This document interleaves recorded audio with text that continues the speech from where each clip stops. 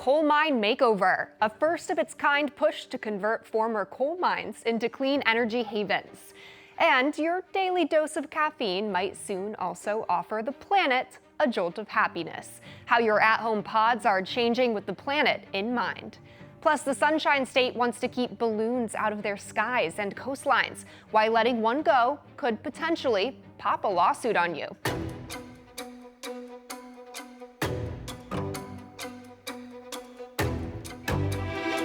Hello and welcome to EarthX News, where we focus on sustainability, conservation, and the environment. I'm Christina Thompson. Let's get into some of the biggest headlines facing our planet.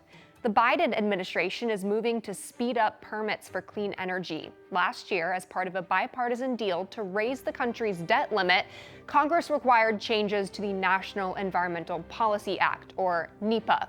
These changes make the approval process for major construction projects easier, such as pipelines, power lines for wind and solar-generated electricity, and highways.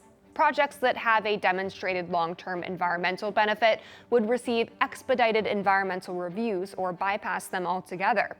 Federal agencies would also be required to identify environmentally preferable alternatives to proposed projects early in the permit review process. Also, the rules direct federal agencies to consider whether a proposed project would avoid or reduce the pollution that disproportionately affects low-income and minority communities. One environmental lawyer praised the changes, calling them, quote, a big deal because for the first time it prioritizes projects that have climate change and/or environmental justice benefits, such as transmission lines that bring renewable energy to market. A former coal mine in Kentucky is about to be cleaned up. It will be transformed into a pump storage hydropower facility thanks to a Florida clean energy company. The Lewis Ridge Pumped Storage Project is the first of its kind of build in the United States in more than 30 years, and the first built on mine land. Rye Development was one of 5 organizations that received bipartisan infrastructure law funding as part of the Department of Energy's Clean Energy Demonstration Program on current and former mine land. The facility is using a free resource, gravity, to produce energy.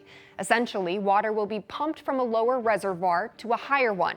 When energy demand increases, the water flows downhill, turning turbines to generate electricity. Sandy Slayton, the vice president of Rye Development, said of the project, quote, the Lewis Ridge Pumped Storage Project is not only a significant investment in Kentucky, it's an investment in strengthening our national electric grid. Construction on the $1.3 billion project is slated to begin in 2027, and it's estimated that it will take 4 to 5 years to build. America's first big rig hydrogen fuel station opens in Northern California. The truck stop, operated by hydrogen fuel maker First Element, currently serves 30 hydrogen fuel cell trucks at the Port of Oakland. The green fueling station is just one of many that state officials say they've been able to build using federal funds from the government's Hydrogen Hub grant program, an initiative aimed at accelerating the country's hydrogen economy. Governor Gavin Newsom, senior advisor for clean infrastructure, said the hub funding would allow construction of 60 more hydrogen truck stations in California, enough to serve 5,000 trucks and 1,000 buses. You might recall President Biden recently awarded the Golden State up to $1.2 billion in hub funding to build or expand on hydrogen projects that will help power public transportation, port operations, and heavy-duty transport. Transportation officials in Indiana are building a roadway aimed to wirelessly charge electric cars. State officials say construction started in April, and the segment of road will be able to power both heavy-duty and passenger electric cars as they travel at highway speeds of up to 65 miles per hour. Officials behind the project say if tech can power long-haul trucks, it could be a major game changer in the effort to reduce emissions, as industry analysts say big rig trucks are the most difficult vehicles to decarbonize. Heavy-duty trucks normally require larger batteries due to their size, weight, and the long distances they travel. However, if trucks could receive power as they drive, officials believe it would allow them to carry smaller batteries, lowering overall costs and reducing the number of stops needed to recharge. The state has teamed up with Purdue University on the project, which officials expect to be completed in May of 2025. Releasing balloons could soon be illegal in Florida. Lawmakers in the Sunshine State recently passed a bill banning the intentional release of balloons. The bill, aiming to protect wildlife and coastlines, is now headed to the desk of Governor Ron DeSantis, who is expected to sign it. Under the new policy, balloons willingly released outside would be considered a non-criminal littering offense, and residents could face fines of up to $150. Speaking on the purpose of the ban, State Representative Linda Cheney, who sponsored the legislative effort, said, quote, "Balloons contribute to the increase in microplastic pollution, which is harmful to every living thing, including humans, polluting our air and drinking water." Now, if DeSantis signs the bill into law, it will take effect this summer. Two leading coffee pod manufacturers are working on more sustainable pods to cut down on waste. Keurig recently announced it will be releasing plastic-free pods in the very near future that will be wrapped in a plant-based coating, eliminating the need to recycle them. Meantime, Nespresso says a couple of its machines use aluminum pods, which are recyclable. The company also allows consumers to recycle their capsules through the mail, plus has tested other sustainable options, such as compostable paper capsules. According to the National Coffee Association, single-cup coffee brewers are the second most popular at-home preparation method, behind traditional drip coffee makers. But sustainability is a problem, since the majority of coffee pods contain types of plastic which are not easy to recycle. Turning to wildlife news, protections for a favorite game fish in the Golden State just got a bit stronger. State officials have now listed the Southern California steelhead trout as endangered. The move comes after decades of man-made water projects depleted its population by disrupting their natural habitat and restricting their ability to reproduce.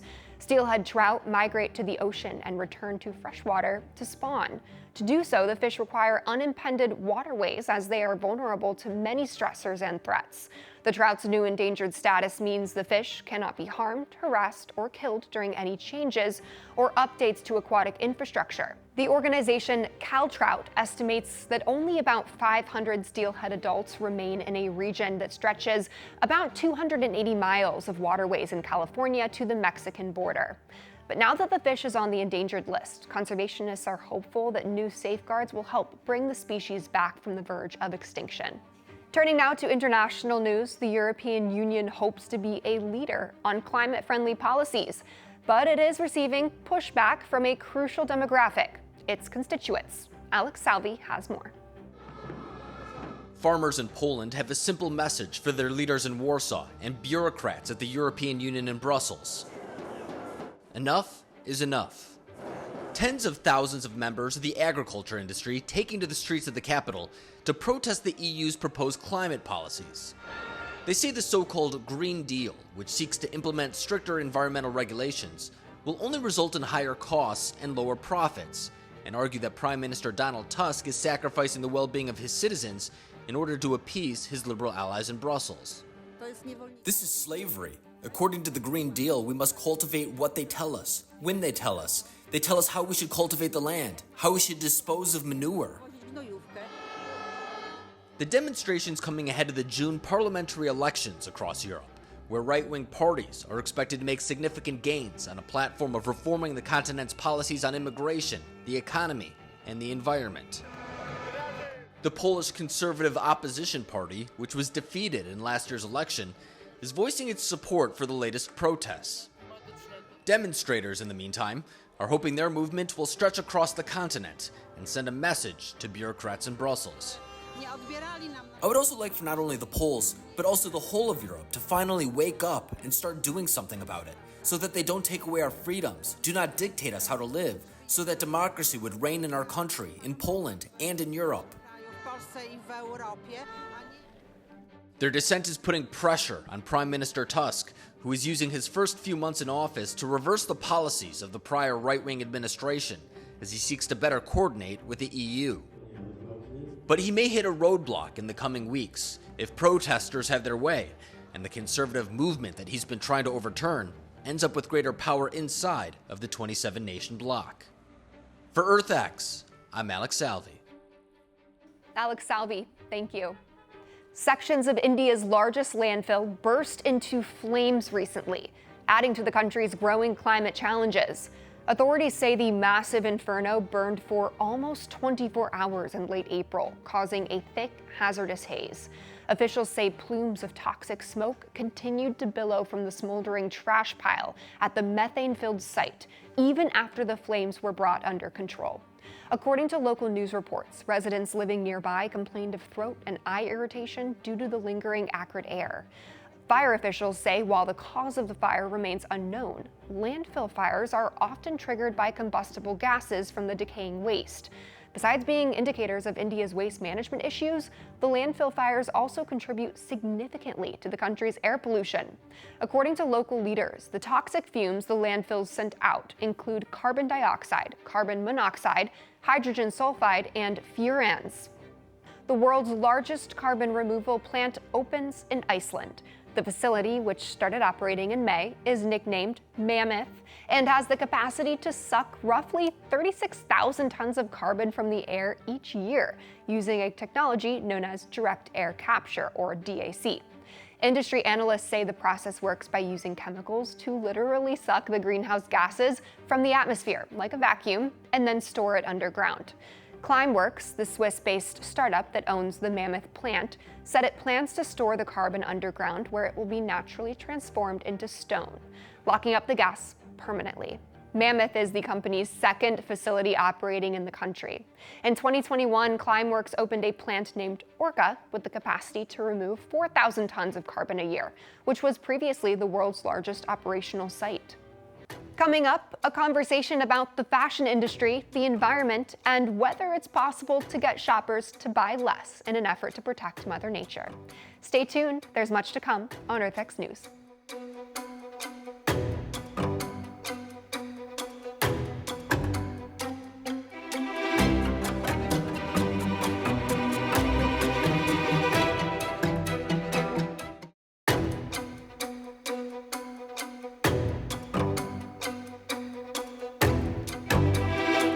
We live in a world driven by consumerism, and some might say just buy less. But that's a concept that may be difficult to embrace, especially in the fashion industry. The very nature of the business is to create new trends, all with the goal of encouraging shoppers to buy more. That's despite various warnings that shopping is no good for Mother Nature. So will shoppers ever care about the destruction to the planet? Joining us now to discuss is TV news and fashion host Katrina Zish. Katrina, thank you for coming on. We're talking today about the global apparel consumption. Right now, it is at 62 million tons per year, and it is not stopping. It's poised to hit 102 million tons by 2030, almost doubling. Why is this? Yeah, it's incredible because there are so many elements of fashion production, from merchandising, from textiles, that all include water, some include plastics, and it's just nearly impossible to keep up with the waste product that is a result of all of the fashion production. Basically, the production is outpacing the removal of the waste in the landfills, and it's nearly impossible to keep up.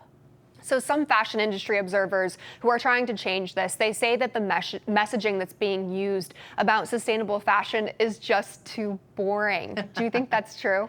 I think that can be an element, but to be honest, I really think that, as you mentioned in the beginning of the segment, we are a consumer-driven culture. And beyond that, our brains are literally wired to enjoy consumption. Dopamine is actually released into our brain when we're shopping, when we purchase something new, when we put on something that makes us feel good. So this isn't simply about consumers saying, gosh, I really want to save the planet, so I'm going to change my buying habits. This is something that would require pretty much an entire rewiring of our society's brains and behaviors. And I believe that that is the biggest reason that we're not seeing a lot of forward momentum with this issue. Next time my fiance comments on how I went shopping, I'm just going to use that excuse. My brain is wired for it. Retail therapy is a phrase for a reason, and it's true. It's true. I'm just kidding. But recently I have seen some pretty prominent influencers and fashion icons. They're re-wearing and repurposing vintage designer pieces. For example, Kendall Jenner is pretty well known for this. I've seen her photographed multiple times stepping out in vintage fashion.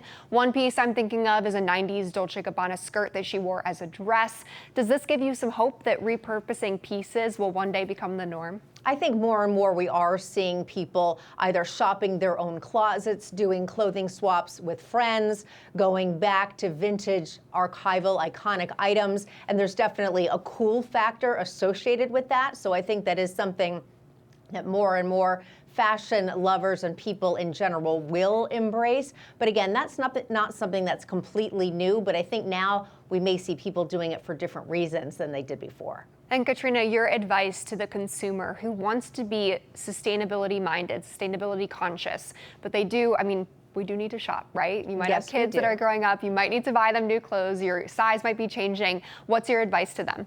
I would say go along with what I always would say is called fashion math. Buying the cheapest of fast fashion may seem like a good idea at the time, but then what that does is it drives you then to buy more and buy more and buy more. And a lot of those items are the ones that are not environmentally friendly. So if you're going to buy a piece, say a sweater, invest in the best cashmere sweater, for example, that you can buy, and then you're going to wear that sweater, say, 100 times. And then you're actually going to end up calculating, say, in your mind, the cost of that sweater. Say it's a $100 sweater, you wear it 200 times. Well, guess what? You're going to be actually doing pretty well on that fashion math rather than buying one thing for 20 bucks at a fast fashion store that you wore once and throw it away. So it's about quality, not quantity, and you're going to look better and you'll also feel better.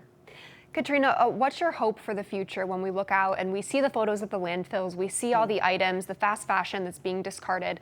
What's your hope for both the environment and also the fashion industry? I really hope the fashion industry doesn't have to curtail its creativity. I hope that consumers don't have to give up that literal brain rush, that dopamine rush. What I do hope to happen is that on the back end, the manufacturing side, also the way clothes are produced and the materials with which they are produced, I really hope that on the manufacturing side, again, on the back end, that's where those dramatic changes happen and it doesn't compromise the creativity or the fun of fashion.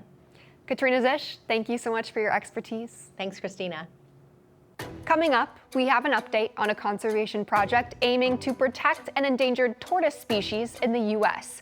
That conversation is just ahead. Stay tuned to EarthX News.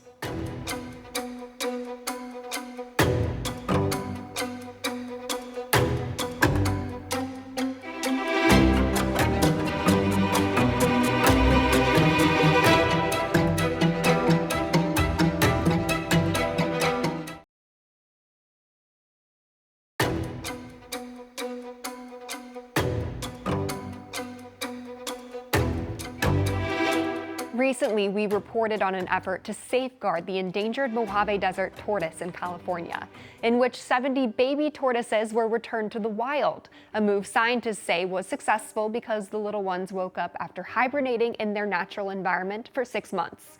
Several wildlife organizations in the state are at the forefront of the initiative.